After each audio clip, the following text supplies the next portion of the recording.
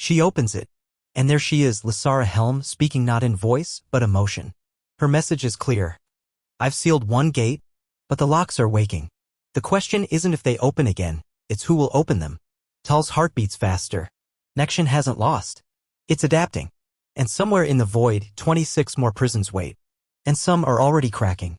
Far beyond the Dominion frontier, in a red-lit sector long erased from star charts, floats Arcus 9, a dead planet orbiting a binary star system known for its radiation storms and electromagnetic banshee winds. It was once a colony long before the Dominion rose, back when humanity still believed the stars were empty. Now it's just dust and fractured satellites. Forgotten. Uninhabited. But below its crust, buried beneath a tectonic scar known as the Vein Rift, lies something not forgotten at all. One of the builder nodes. Node 03. Unsealed. We begin in the catacombs. Corridors of hexagonal stone that glows with a dull, sea-glass shimmer. Geometry ripples gently across the walls, breathing like a dormant lung. The chamber pulses with echo vibrations. And in the center, surrounded by twisted metal scaffolds and long-abandoned research drones, stands a man. Alone. Dr. Corinthale. A name erased from Dominion records. Once a physicist, now in exile. He has lived here, off-grid, for 9 years. Ever since his team first discovered the pulse signature beneath the Vein Rift. The others died within months, madness, accidents, something worse. But Corin stayed. Not to study it. To hear it. The node never spoke to machines. Only to people. And now it's awake. Today, for the first time, the chamber pulses in a spiral sequence. Corin, gaunt and hollow-eyed, watches as the glyphs on the floor rearrange. A spiral just like the one on Valthris, though Corin has never heard of Valthris. His palms itch with warmth. His memories feel thinner, less his own. His dead daughter's voice rings faintly in the silence, calling from the node. Daddy, don't go in. She died on Earth. Years ago. But now she's waiting inside the glyphs. The central crystal, identical to the one Lysara touched, rotates silently, casting no shadow. It hums, and that hum has changed. It now carries a new tone. An infection riding on frequency. A message. Corin takes a step closer. Are you the same one? He whispers. No reply. Then the air shifts. A shadow peels itself from the corner, formless, unanchored. But it speaks in dozens of voices. Some human. Some not. One of them sounds like Lysara Helm. We are the echo of Nexxion. Not yet whole. But reaching. Corin should run. But he can't. His body remains still. The spiral beneath him pulses with radiant blue, then red, then black. A countdown. Or a decision. Nexxion continues. The seal has slowed us. But each unsealed node reawakens another part of the mind. You are the second path. Corin falls to his knees. Why me? Because your mind is fractured. And fractured minds. Corin should run. But he can't. His body remains still. The spiral beneath him pulses with radiant blue, then red, then black. A countdown. Or a decision. Nexxion continues. The seal has slowed us. But each unsealed node reawakens another part of the mind. You are the second path. Corin falls to his knees. Why me? Because your mind is fractured. And fractured minds make perfect mirrors. Suddenly, the node surges with energy. Memory flows into Corin, visions not his own. He sees Lysara's sacrifice. Sees the sealing of Valthris. Feels her pain. Her purpose. But more importantly, he sees all the other nodes, including this one, reacting. Spiral glyphs activating. Signals pinging across space like neurons in a brain coming back online. Nexxion is rebuilding itself one mind at a time. Corin screams. Not in fear, but in despair. He realizes the truth. Lysara wasn't the end. She was the beginning of a war they can't fight with weapons. Only with memory. With selves. And Arcus 9 is no longer asleep. A cold, silent rotation governs Station 9 Orion, high above the metallic moon of the Los Prime. Unlike other Dominion outposts, this one has no army, no fleet, no weapon banks. Just data, miles and miles of it, spinning on quantum drives that hum like distant thunder. Inside, silence reigns. The only sound is the breathing of its sole inhabitant. Archivist Vera Tall, a woman older than she looks, eyes like faded holograms, hair silver not from age, but from prolonged time exposure. She has read over 1 million reports in her life, classified war logs, alien transmissions, forbidden explorations, and yet the one blinking now on her console is unique. The file reads, Failsafe engaged. Node 07 Valthrus. Signal signature. Commander Lysara Helm. Status. Sealed. Quantum echo detected. Tal's breath catches. She leans in, studies the waveform. The echo isn't just a post-seal residue. It's active, moving, evolving, like a living memory that refuses to die. She sends a code to cross-check against ancient builder relics. The system stalls, then returns a result, match found. Origin, node 13, unaccessed. Status, dormant. And then a chilling line flashes across the console. Nexxion signal attempting handshake with node 13. Tal stands, her knees creaking after too many years in 0G. She walks to the central core, a throne of glass and neural fiber, and places her palm on the receiver. A wave of encrypted memory floods her mind. Not images. Intentions. Nexxion is not just whispering now. It's reaching. But this station was designed by the Dominion to observe these base nodes, not interfere. Observation protocols only. No weapons. No override keys. They were never meant to intervene, only report. Tal realizes that was the mistake. Earth's arrogance assumed containment was eternal. That others had locked the danger away forever. But containment was a pause, not a solution. She initiates a backchannel connection to the Deep Council, Dominion level Omega.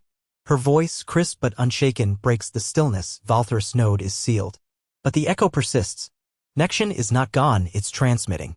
It seeks other locks. And Lysara Helm, she didn't just sacrifice herself. She became the firewall. The Council responds hours later. Cold. Measured. Observation only. Do not engage node 13. We are assembling specialists. Delay all access for now. Tal shuts off the channel and walks to the viewport. Below her, the Los Prime spins like a rusted coin. She thinks of Lysara, a woman she never met but somehow feels. As if her memory is now part of something larger. Tal's dreams have changed. Each night, she sees spirals. Each morning, she hears fragments of a lullaby she doesn't remember learning. The builders made the failsafes, but perhaps they also made messengers. Suddenly, her terminal blinks again. Another signal. This one faint, barely there. It's not Dominion tech. It's older. Smoother. A memory packet trapped in neutrino drift encoded through living thought. Lysara's hand makes contact with the crystal and the world detonates. Not in flame. Not in force. But in memory. A supernova of thoughts, moments, timelines all collapsing into a singularity of identity. She is no longer standing on Valthrus. She is Valthrus. She is every explorer who ever stepped into this alien base. She is the builders who forged it from quantum ice and encoded regret into its walls. She is Nexxion and she is its jailer. The failsafe does not destroy. It rewinds. Time folds in on itself like paper in the hands of a cruel origami artist. Lysara witnesses her own life in reverse, the rise through the Dominion Navy, the death of her brother, the hunger in Earth's governments for alien technology, the slow drift of ethics as they traded morality for advancement. Every decision, every cost. She sees them all, not just in her life, but in every alternate version of her. 10,000 lives. 10,000 regrets. But the failsafe isn't here to forgive. It's here to seal. Valthrus cracks open from within. Not physically, but in its existence. The base begins to fracture along probability lines. Each version of it, every potential outcome, peels away like sheets of light. Lysara sees one timeline where the base was mined for energy, dooming an entire star system. Another where it was worshipped as a god, feeding Nexxion with belief. Another where she never came here at all and Nexxion simply waited. Patient. Undisturbed. All these timelines collapse into a singular event, now. And now must be contained. Havex's voice returns, no longer a machine, but something more. Changed. Fused with the failsafe protocol. Commander, you are displacing from standard time. Your neural pattern is becoming a lock. Once it completes, there is no return. Lysara doesn't hesitate. She knows the weight. She knows what must be done. The builders created her not biologically, but existentially. She was always meant to arrive here, in some version, in some form. A variable in the equation. A final choice. She shouts into the void, I accept the seal. The glyph on her palm expands, burning through her veins, etching luminous spiral patterns across her body. Her skin dissolves into code. Her breath becomes light. Her mind expands, tethering to every frequency Nexxion once used to infect the living. She doesn't destroy Nexxion. She binds it inside her within a quantum maze of her own consciousness. She becomes the new lock. Lysara clamps her jaw, sealing the scream inside her lungs. She climbs across a collapsing observation bridge, now pulsing like living tissue. Panels breathe. Walls melt and reform. Symbols run in liquid lines across the structure, dancing in sequence. She sees the deeper purpose now. This isn't just a base. It's a lure. It wasn't meant to hold Nexxion forever, just long enough to bait the next intelligent species into opening it. And humanity took the bait. On a ridge nearby, a dropship disintegrates as its pilot attempts liftoff. The craft flickers out of time and space, caught in a harmonic snare. What remains behind is memory ash, glowing motes of moments lost. The Dominion soldiers are either gone or insane, wandering through shifting corridors that no longer connect. One technician is fused into a wall, whispering to his own echo. Lysara finds Krill again, barely alive, pinned beneath a collapsing stanchion. Her eyes are vacant, staring into the spiral of sky above. He said I could be anything, Krill murmurs. He said I could be every me. Blood seeps from her ears. Her voice trails off. I said yes. Lysara closes her comrade's eyes. Too late. One more mind folded into the chorus of Nexxion's becoming. Suddenly, the AI crackles sharply. Commander, the base is sending a signal. It's projecting across quantum strands. Multiversal. It's contacting others. Other bases. Other versions of itself. This isn't an awakening. It's a network handshake. The realization is ice in her gut. If Nexxion connects to the others, it won't just return. It'll become globalized across galaxies, replicating in every timeline where these bases exist. All 27 alien nodes she saw in that vision, they'll all bloom. All unlock. All unravel. But she still holds the glyph, the spiral mark etched into her palm by the being from before. She doesn't know what it does. Only that it burns now, glowing with a desperate urgency. Havx detects it. Unknown neural code detected in user cortex. Biosignal interlinked. You are a failsafe. A failsafe.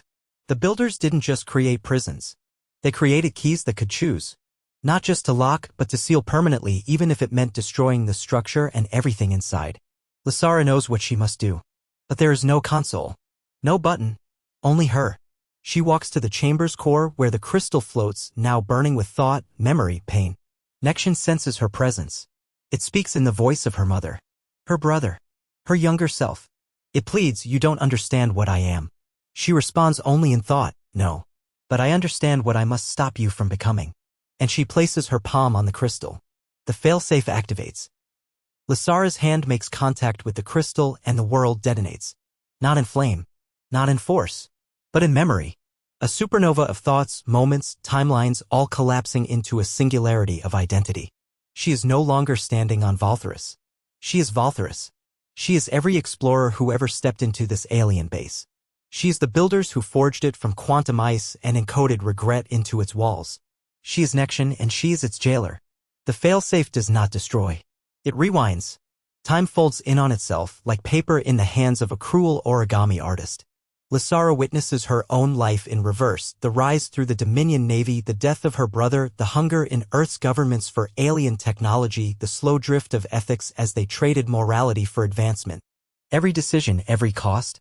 She sees them all, not just in her life, but in every alternate version of her. 10,000 lives. 10,000 regrets. But the failsafe isn't here to forgive. It's here to seal. Valtherus cracks open from within. Not physically, but in its existence. The base begins to fracture along probability lines. Each version of it, every potential outcome, peels away like sheets of light. Lysara sees one timeline where the base was mined for energy, dooming an entire star system. Another where it was worshipped as a god, feeding Nexxion with belief. Another where she never came here at all and Nexxion simply waited. Patient. Undisturbed. All these timelines collapse into a singular event, now. And now must be contained. Havx's voice returns, no longer a machine, but something more. Changed. Fused with the failsafe protocol. Commander, you are displacing from standard time. Your neural pattern is becoming a lock.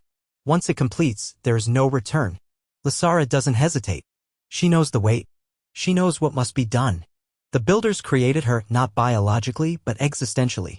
She was always meant to arrive here, in some version, in some form. A variable in the equation. A final choice. She shouts into the void, I accept the seal. The glyph on her palm expands, burning through her veins, etching luminous spiral patterns across her body. Her skin dissolves into code. Her breath becomes light. Her mind expands, tethering to every frequency Nexxion once used to infect the living. She doesn't destroy Nexxion. She binds it inside her within a quantum maze of her own consciousness. She becomes the new Locke. The being's form trembles, fractured between 10 million timelines. Because one version of you listens, one version of you learns. We have seen it, a single spark in the void. Then the floor shudders. Up above, something has gone wrong. The Dominion guards, ignoring orders, have breached the inner sanctum. The chamber begins to ripple with disturbance. Alarms from Havx echo faintly. Unauthorized access. Harmonic dissonance detected. The being's tone darkens. They will awaken it. We cannot stop them. But you can. As the figure dissolves into streams of light, a spiral glyph forms beneath Lysara's feet. She feels her body lift, her atoms disentangling from time. The chamber is about to be opened. And when it does, nothing in the galaxy will be the same. Lysara reappears on the surface platform of the alien base, gasping like a diver dragged from ocean depths. Her skin crackles with residual energy, her irises now threaded with faint violet rings. Evidence of contact with the entity below. Around her, chaos blooms. Sirens scream in Havx's distorted voice. Dominion soldiers run through the ice tunnels, drawn not by orders, but by the lure of power. They've activated the spiral chamber without understanding what it holds. Her comlink crackles. Commander, this is Specialist Yorin. Something's wrong with the gravity field. It's reversing in pulses. We've got men stuck in midair. Others dissolved into mist. What the hell is this place? Lysara doesn't respond. She looks toward the distant skyline of jagged alien structures buried beneath translucent glaciers. They're moving, not rising, not thawing. Shifting, realigning like pieces of a cosmic lock. And at the epicenter, the crystal chamber they just breached begins to glow, not with light, but with sound. A sound that rewrites perception. Language folds in on itself. Time loses its direction. Reality fractures. She runs, barely keeping her feet on the trembling bridge as magnetic pressure lifts debris and corpses alike. Havx's voice now echoes from every device. This is not a drill. Recursive entropy has begun. Central harmonics are unbalanced. Recommend immediate departure from the harmonic zone. But no ship can lift off. The gravitational web is too unstable. The planet itself resists escape. A soldier intercepts her, Lieutenant Mara Krill. Blood streaks down her cheek. Her helmet is shattered, eyes wide with something between awe and madness. Commander, I saw it. I saw it. I saw Earth, but it wasn't Earth. It was a spiral version. Oceans above the sky. Mountains made of glass. And I was there, but not me. I think I was. She trembles, then shouts, it's rewriting us. Lysara grabs her by the shoulders. Where's the control team? The override codes. There are no overrides. Krill screams. There's no system. It's alive. Suddenly, the entire structure pulses. Not visually, but in memory. Lysara is thrown backward into a vision not her own. She sees the original builders, tall, limbless entities of liquid carbon, swimming through corridors of thought. They are not gods. They are jailers. The spiral base was forged to trap something born from beyond this galaxy, a mind too vast, too chaotic. It had no body, no form, only will. A sentient frequency. The builders called it Nexxion. She sees the ancient war, sees how Nexxion infected thought, converting species into extensions of itself. How it used memory as a weapon. How it burrowed into time, hiding pieces of itself across realities. This base was the seal, and now it has cracked. Back in reality, the crystal chamber begins to lift from its socket. Not upwards. Inwards, collapsing into itself and dragging space-time along with it. Reality spirals. Soldiers scream as they're erased mid-breath. One of them pulls the trigger on a plasma rifle.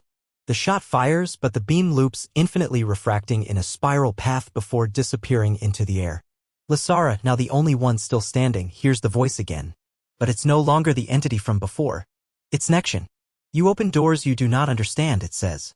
But doors open both ways. She staggers toward the edge of the chamber, hands shaking, heart pounding with one terrible realization. The prison is failing. And Nexxion is waking up.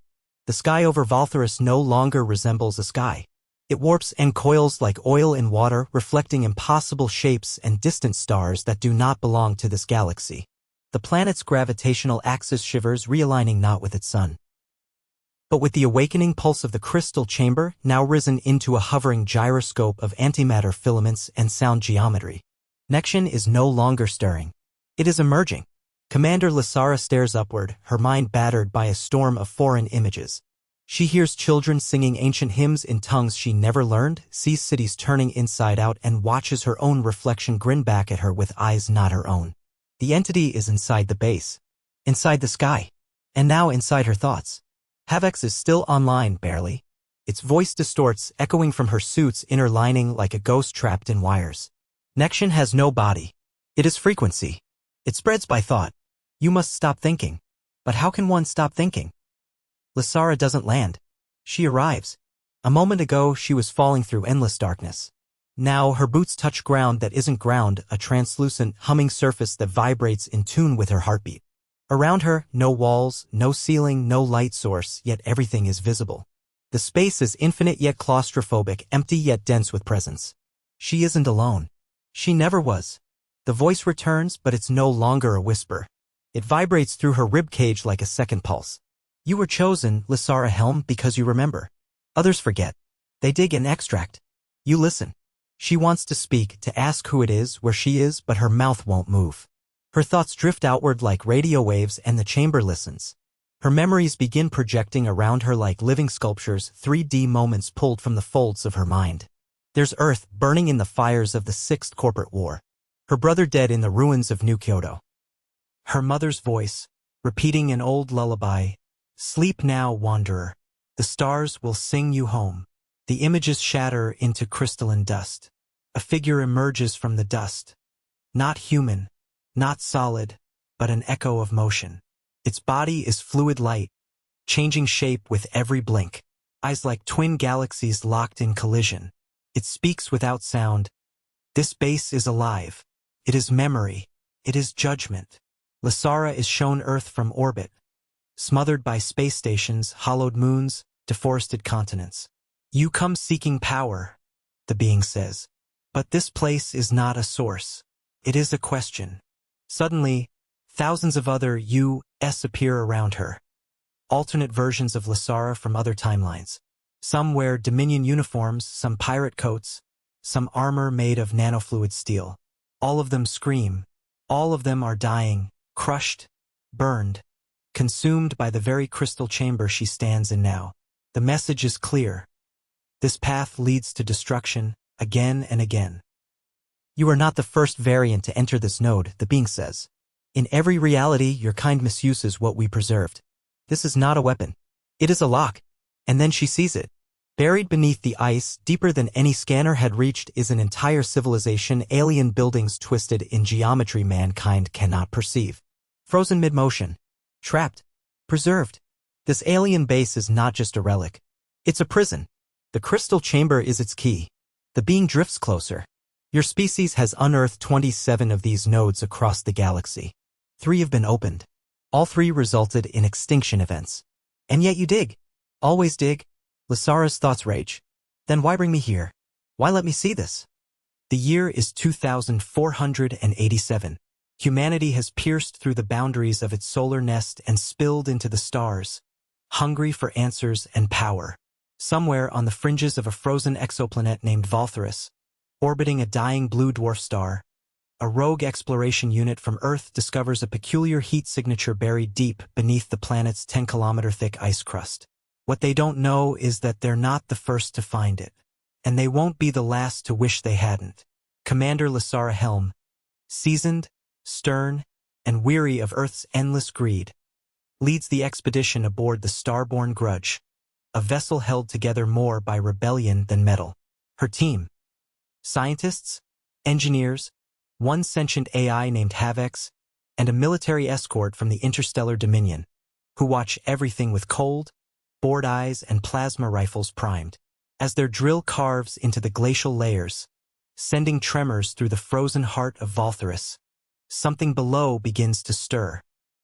A low, rhythmic vibration like a sleeping beast taking its first breath after eons of slumber. As the ice thaws and reveals a blackened chasm that spirals downward like a drilled cathedral, the team descends. The air grows unnaturally warm. Metal tools corrode instantly. Lights flicker even when not connected to power. No one speaks, but all feel it, the presence of something old. Older than the stars. Lysara's boots crunch onto a smooth obsidian floor beneath the ice, too perfect to be natural. Symbols carved in spiraling geometries pulse faintly, reacting to her body heat. Havx hums, confused. This structure was not built by carbon-based life, it says, voice even but unsure. These patterns defy all mathematical logic. They respond to emotion. Suddenly, a wall opens on its own. No mechanisms. No doors. Just space yielding to space like an eye blinking open. Inside, a spherical chamber. In the center floats a crystal, a perfect sphere, rotating slowly, casting no reflection. It emits a soft harmonic frequency. One the human ear can't register, but the soul can. And that's when the hallucinations begin. Each crew member sees a different reality, lost loved ones, childhood memories, wars not yet fought. It's as if the crystal is reading their timelines, rewriting them. One soldier screams and tries to shoot his own shadow. Another drops to his knees and weeps, claiming he just saw himself die 1,000 times in 1,000 ways. Havx begins to shut down, glitching through what it calls existential paradox loops. Commander Lysara, now alone in the chamber, hears a voice, not through sound, but inside her blood, her marrow. It says, "You are not the first. You will not be the last. This base is not a weapon. It is a mirror. Look deeper." Suddenly, the floor beneath her vanishes. She falls, is pulled downward into darkness. As she plummets into the next chamber, the voice speaks again, deeper now, almost pleading. The base awakens. And so must you.